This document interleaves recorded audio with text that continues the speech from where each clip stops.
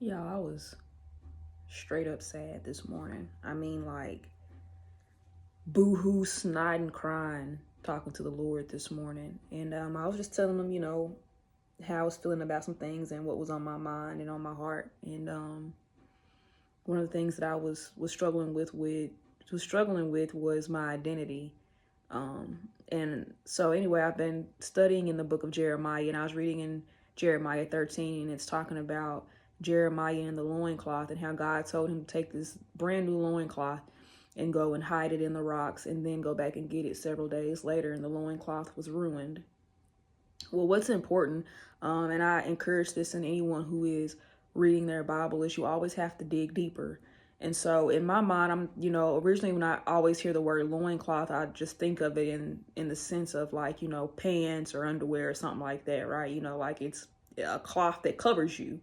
And so anyway, I did some digging, and the thing about a loincloth is, number one, a loincloth was not even worn by anyone until Aaron and his sons in the wilderness. Now remember that Aaron and his sons don't even come about until the book of Exodus.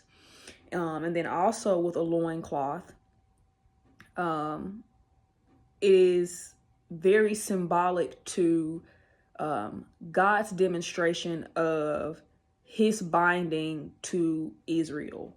And I think a really good way to look at this, or to put this into a perspective, is think of someone who is a chef.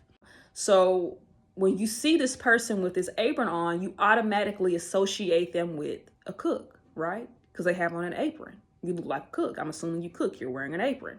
And so it was basically the same way with people who wore loincloths, because a loincloth then was seen as this very priestly like garment, and it exposed, or it gave this perspective that you were connected to God, or that you have this relationship or this intimacy with God. Don't go anywhere, don't do anything without having your relationship with God first, without being binded to him first. We have to daily put Christ on. Put him on. We have to put him on.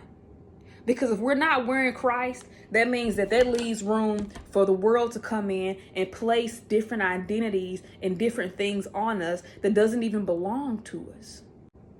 Being in a relationship with God, having that intimacy, being binded to him, you will have no other choice but to know who you are, because you're resting and abiding in him.